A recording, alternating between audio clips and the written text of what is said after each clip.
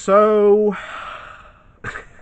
more Brexit shenanigans this week, but this was quite interesting. This slipped through a lot of people's radars, but I think this is quite interesting.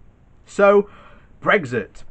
Zero chance leaving the EU will make Britons better off, the Nobel laureate economist Paul Krugman says.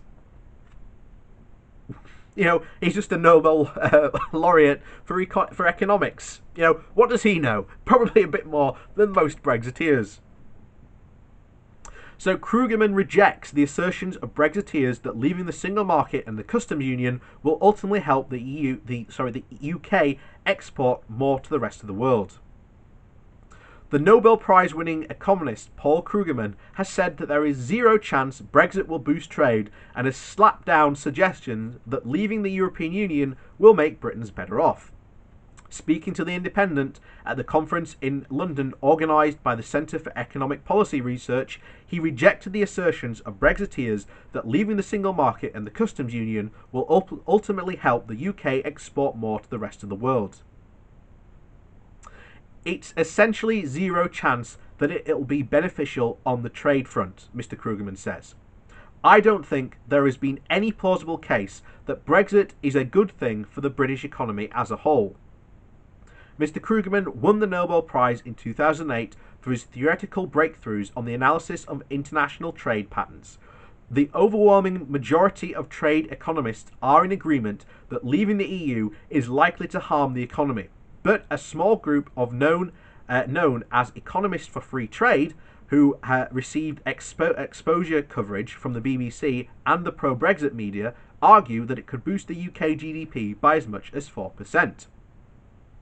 Other prominent Brexiteers, including the Brexit Secretary David Jarvis, have claimed that leaving the bloc will liberate Britain to conclude large export-boosting deals with the likes of the US and China, offsetting the loss of the trade with Europe. Not going to happen. In rejecting his hypothesis, Mr. Krugman pointed to studies showing how EU membership has significantly enhanced UK trade since the country entered the bloc in 1973. The invisible benefits of being part of the EU, the lack of friction in exports and imports, seem to have had a significant impact on trade patterns, he said. You're reversing that, so that's a cost. That's much more tangible than any pipe dreams about big gains elsewhere.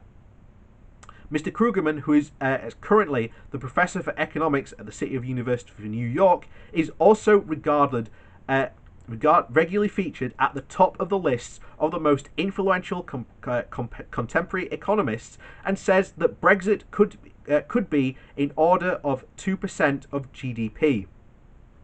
It's not a huge cost, but it is a cost, he said.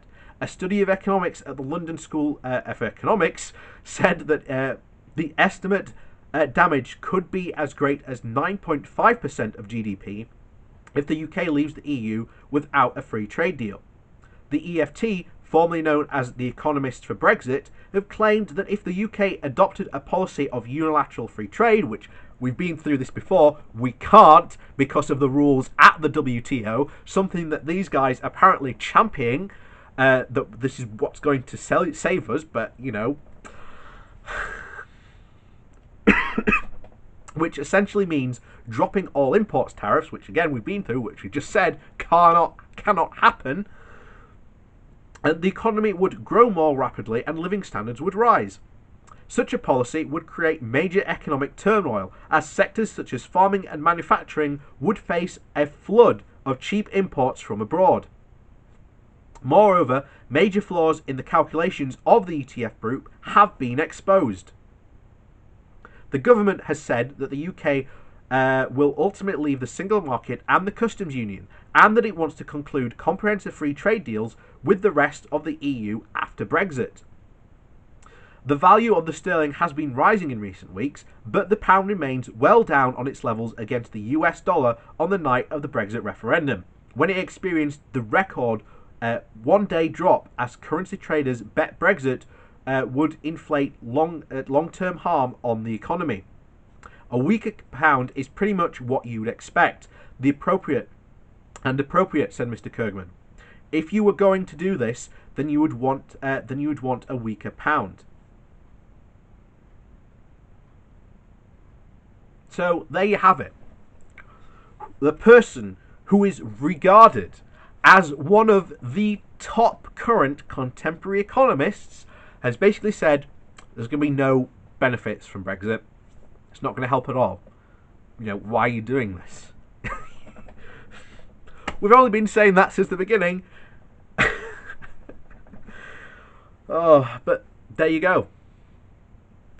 Yeah, we're going to get screwed over massively because of Brexit. And remember, guys, you voted for this. So when all this bad stuff happens, and remember, all these Brexiteers were saying it was all sunny up hills and roses, and it turns out not to be true. We told you so.